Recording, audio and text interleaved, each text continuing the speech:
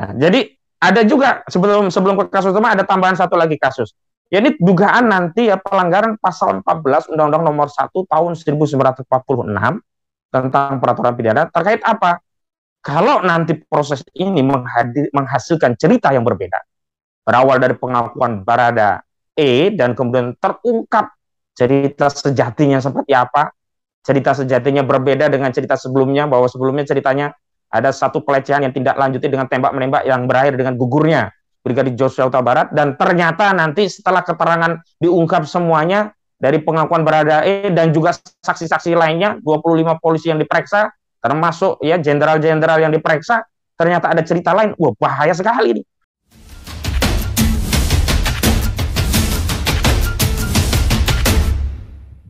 Assalamualaikum Bang Ahmad Husnuddin. Waalaikumsalam warahmatullahi wabarakatuh. Anda juga mengulas banyak tema soal Brigadir J. Terakhir Anda menulis dan mengupas ini dengan sebuah ulasan titik balik kasus Brigadir J. Apa maksud Anda? Ya. Bismillahirrahmanirrahim. Saya ingin mengulangi statement yang dulu juga sudah saya sampaikan dalam forum diskusi PKIT, bahwa prosedur itu sama pentingnya dengan substansi. Tidak boleh berdalih dalam rangka untuk menegakkan substansi penegakan hukum, yakni demi keadilan, kepastian dan kemaslahatan bagi masyarakat. Kemudian aparat penyelenggara negara, aparat penegak hukum dalam hal ini mengabaikan keseluruhan prosedur yang diatur menurut tata cara perundang-undangan yang berlaku. Nah, hari ini kan diskusi kita sebenarnya balik lagi ke sana, tentang prosedur pengamanan seorang Irjen ya, Ferdy Sambo. Kita semua sekarang sedang mengkritik penempatan Irjen Pol Ferdy Sambo di Makobrimob itu dalam status tersangka karena diduga melakukan tindak pidana, atau dalam rangka untuk menegakkan kode etik profesi polisi begitu. Kalau persoalannya ditegaskan bahwa itu dalam rangka penyidikan adanya dugaan tindak pidana yang dilakukan oleh Irjen Pol Ferdy Sambo, selesai, kita tidak perlu berdebat karena sesuai dengan ketentuan pasal 1 angka 21 KUHP memang jadi wewenang penyidik, bukan hanya penyidik ya. Penyidik, penuntut umum dan hakim ya menempatkan seorang tersangka terdakwa di tempat tertentu menurut cara yang diatur dalam KUHP ya. Itu jelas clear. Tapi ini kan persoalannya, nomenklaturnya adalah penegakan kode etik, tapi prosedurnya kok meminjam proses penyidikan begitu. Ini yang kemudian saya kritik lagi, sama dahulu ketika Kapolri ya menonaktifkan Irjen Pol Ferdy Sambo tapi tanpa kejelasan kesalahannya apa. Karena saat itu kan ceritanya adalah ada pelecehan, ada tembak menembak, kemudian mengakibatkan meninggalnya Brigadir Joshua Huta Barat. Posisi Irjen Pol Ferdy Sambo dalam cerita yang disampaikan Brigjen Pol Ahmad Ramadan selaku Kepala Biro Penerangan Masyarakat Divisi Humas Polri adalah korban, turut menjadi korban karena istrinya mau dilecehkan. Nah, saat itu justru Kapolri ya melakukan penonaktifan dengan hanya dasar berkembangnya sejumlah sejumlah spekulasi-spekulasi yang berkembang di masyarakat. Padahal saat itu Kapolri sudah membentuk tim sus. Semestinya setiap tindakan dalam konteks yang berkaitan dengan kasus Brigadir Joshua Huta Barat ini harus didasarkan setidaknya data atau rekomendasi dari tim sus tadi yang melakukan proses penyelidikan dan penyidikan. Nah, dalam kasus ini juga memang menjadi soalan, tadi saya sependapat dengan Profesor Suteki dan Pak Sulaiman B. Punto, karena prosedurnya ini cacat, jadi harus ditegaskan kalau memang ini urusan kode etik profesi, jadi tidak tepat kemudian menggunakan nomenklatur ya ditempatkan di tempat khusus. Itu sama saja sebenarnya penahanan, secara substansi itu penahanan begitu. Kalau penahanan harusnya jujur saja, memang tersangka begitu. Tapi kalau memang kode etik, nah saya juga sependapat dengan Pak Punto, saya khawatir proses kode etik ini bukan dalam rangka mengungkap peristiwa, tapi akan dijadikan bungker sebagai penyelamat ya pihak-pihak yang terlibat dalam kasus ini. Maksudnya demikian. Sidang kode etik nanti kan akan memunculkan dua kemungkinan. Pertama, terbukti melanggar kode etik, kemudian diberikan sanksi. Sanksi paling tinggi ya tadi PTDH. Sanksi yang lainnya mungkin bisa dibuat tanpa harus PTDH gitu. Yang kedua, hasilnya adalah tidak terbukti melanggar kode etik. Nah, dua-duanya ini bisa dijadikan bungker. Kalau terbukti melanggar kode etik dan sudah disanksi, dianggap itu sudah cukup sebagai bentuk punishment atas kesalahan, karena kesalahannya bukan masuk ranah pidana, tetapi hanya kode etik. Yang kedua, jika tidak terbukti melanggar ya kode etik, maka sulit juga menjadi mustahil untuk ditarik kepada proses pidana umum. Karena apa?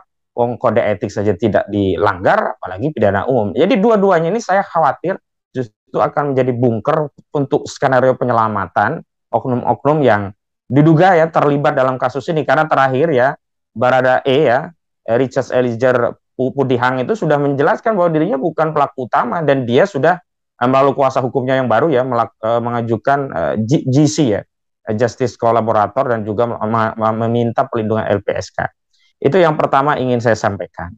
Yang kedua, kita tidak hanya fokus pada kasus Baradae. Terbukti ada dugaan tindak pidana dan itu statementnya langsung dari otoritas kepolisian ya. Bukan dari pengamat, bukan dari analisis, bukan juga spekulasi-spekulasi ya. Saya tegaskan ke Pak Jenderal Listio Sigit Prabowo ya, ini bukan spekulasi Pak, jadi perlu ditindaklanjuti. Yang pertama, adanya dugaan tindak pidana penghalangan penyelidikan dan penyidikan. Ini pidana, pasal 221 KUHP itu ada ancaman pidana 9 bulan bagi orang yang melakukan menghalangi ya, tindakan penyidikan aparat.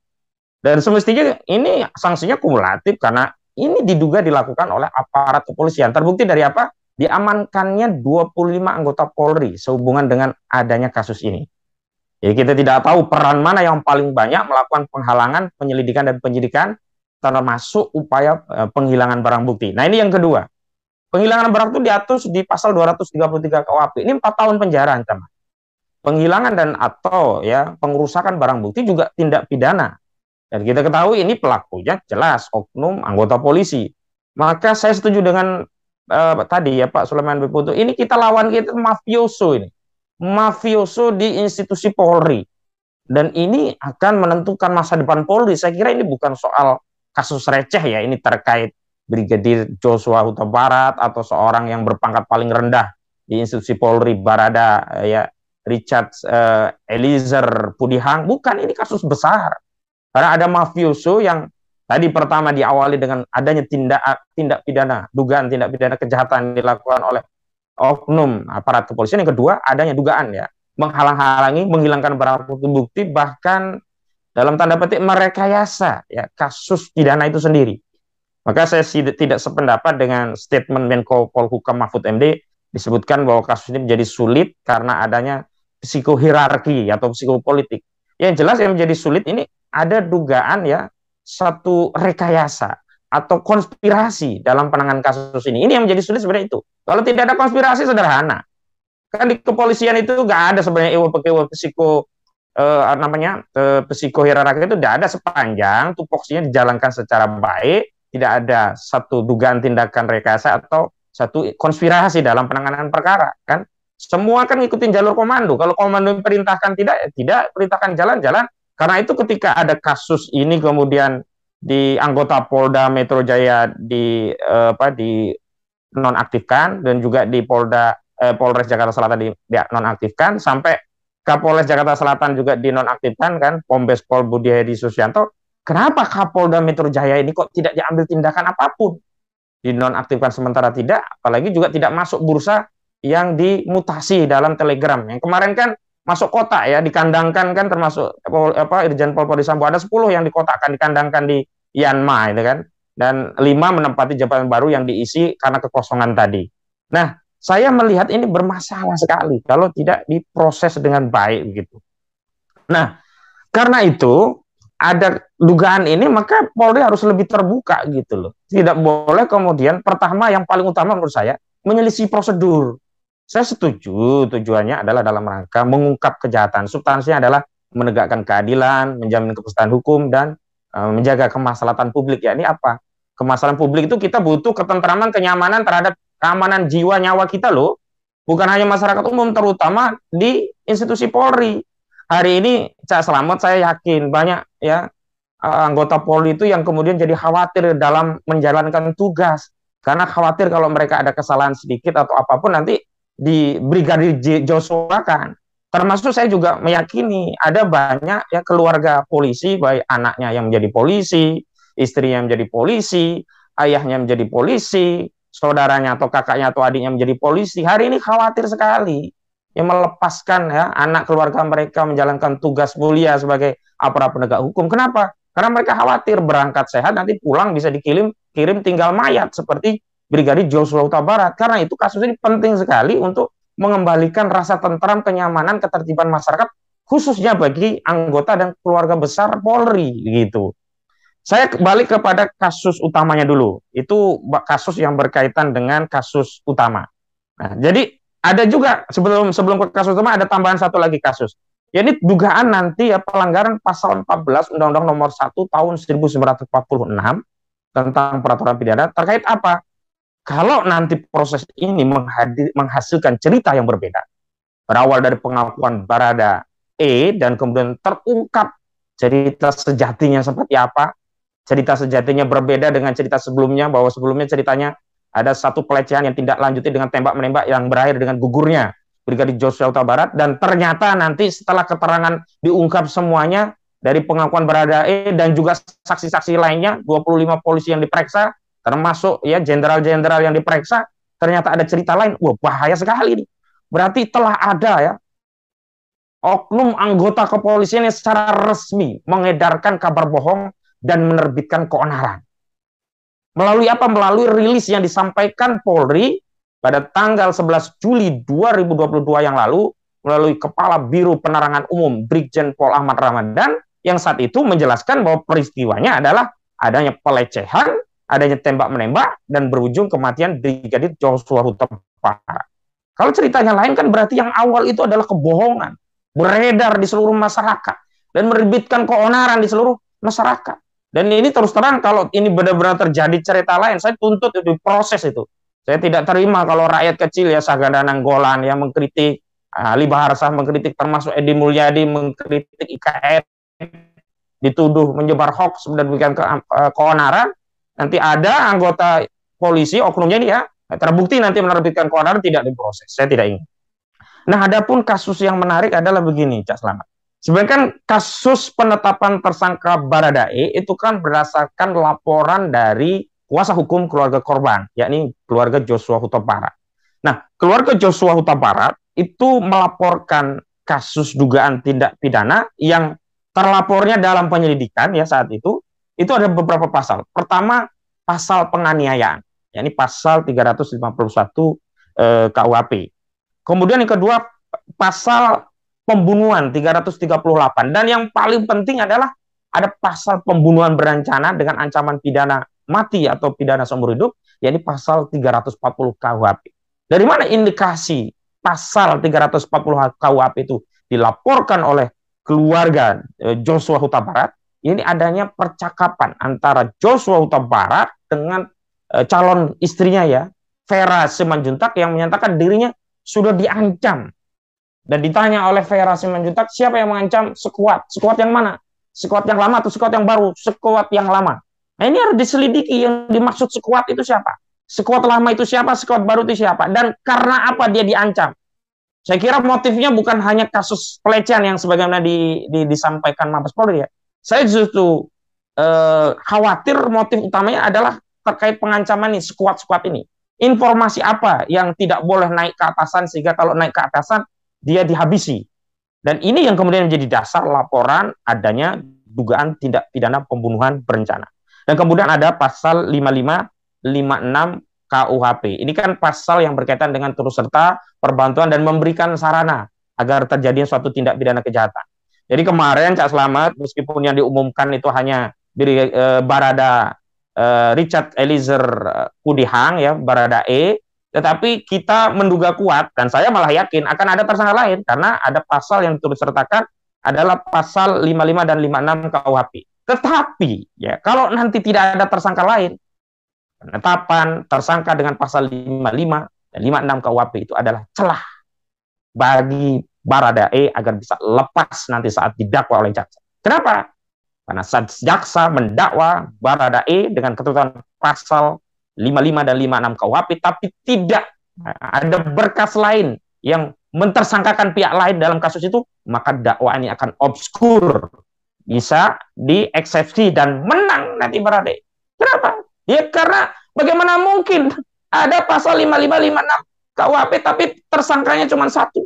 Maka penerapan pasal ini memunculkan dua kemungkinan. Kemungkinan pertama justru ya menjadi sarana exit bagi Baradae saat nanti didakwa dia bisa dieksepsi selesai karena tidak ada pelaku yang lain. Yang kedua memang ini cara untuk menjerat pihak-pihak lain yang terlibat. Nah ini yang kita mau lihat apakah benar 5556 ini akan menjerat pihak-pihak lainnya. Dan saya ingin tegaskan sekali lagi ya, kalau kita mau objektif ya dengan kasus ini ya, semestinya ini tidak perlu sampai hari ini menetapkan Baradae itu sebagai tersangka. Wong sudah jelas dia yang membunuh, dia yang menembak, tapi di awal itu seolah-olah ya nuder akses dan juga alasan pembenar pemaaf diatur dalam pasal 49 dan 50 KUHP itu mau diterapkan kepolisian untuk tidak menindak Baradae saat itu. Makanya kan saya sependapat dengan Komjen Pol Purnawiran Susnodo Aji. Loh, yang namanya nuduar akses pasal 49, pasal 50 itu bukan kewenangan penyidik. Itu kewenangan hakim. Apakah benar itu pembelaan terpaksa? Apakah benar itu dalam rangka melaksanakan jabatan? Nanti itu kewenangan hakim. Semestinya saat Baradae mengaku melakukan tembak-menembak, sudah ada korban yang mati, Brigadir Joshua Huta Barat. Sejak saat itu harusnya Baradae sudah tersangka. Tidak menunggu 1 bulan, tidak menunggu tim khusus, tidak menunggu ada Irsus, tidak menunggu Pak Soleman Ponto marah-marah dalam diskusi karena senjata ada tapi tidak ada pemiliknya. Itu kan lucu sekali itu. Jadi ini juga perlu kita sadari, ini bermasalah begitu. Karena itu saya sejak awal ini kan sebenarnya kasus sederhana ya, penyidik Polsek pun bisa menangani. Wong Baradae sudah ngaku yang nembak mati. Sejak dulu kan harusnya jadi tersangka gitu. Nah, ini yang kita perlu ya mengungkap dan kemudian menagih janji Kapolri ya. Kalau ikan busuk dari kepalanya, saatnya hari ini saya lihat ini bukan di kelas receh. Saya juga tidak mau nanti pada akhirnya pasal 5556 KUHP yang disematkan pada kasus Baradae ini hanya untuk menjerat ya oknum anggota polisi lainnya yang receh ya, nanti Barada lagi yang kena, paling tinggi juga brigadir, hanya sekedar untuk melengkapi berkas agar case close, selesai. Dan nggak lucu kalau case close nantinya. Karena apa? Terus terang, saya yakin ya kejadian sesungguhnya sebenarnya sudah banyak yang tahu, tapi kan kita atau mungkin anggota Polri atau keluarga Polri yang tahu kejadian sesungguhnya tidak bisa mengungkap. Kenapa? Karena bukan berdasarkan sumber otoritas yang resmi. Dan kita juga semuanya juga, walaupun saya tahu misalnya, saya juga akan menunggu keterangan resmi dari otoritas. Kenapa? Karena kita ingin negara ini benar-benar menjalankan prosedur. Prosedurnya dijalankan baik, substansinya kita dapatkan dengan baik. Saya tegaskan sekali lagi, prosedur itu sama pentingnya dengan substansi. Jadi karena sudah ada pengakuan ya, statement dari Polri, misalkan ada yang mencuri CCTV, ya kan, ada yang menghalangi penyelidikan, ada yang menghilangkan barang bukti, proses secara hukum, jadikan tersangka dan segera. Kan mudah itu, karena dalam kewenangan polisi semua kan, orang-orangnya juga sudah diamankan, 25 orang juga sudah diamankan. Bukan Harun Masiku kan, kalau Harun Masiku saya bisa mengerti lah, sulit untuk mentersangkakan, menangkap. Ini kan jelas semua, ada pangkatnya, ada kedudukannya kan, nggak mungkin lari mereka ini kan. Jadi kalau lama-lama orang yang merusakkan barang bukti tidak tersangka, orang yang mencuri kamera CCTV tidak tersangka, bahkan orang yang menghalangi proses penyidikan tidak tersangka, saya khawatir ya, masyarakat tidak percaya. Saya khawatir ya, kemajuan yang diperoleh Polri sampai hari ini ya menurut saya sudah cukuplah kemajuan, tetapi itu akan menjadi terdelegitimir ya, tidak lagi dipercaya publik, manakala ujungnya anti klimaks. Begitu Cak Selamat pengantar dari... Ya, terima kasih Bang Ahmad Husni.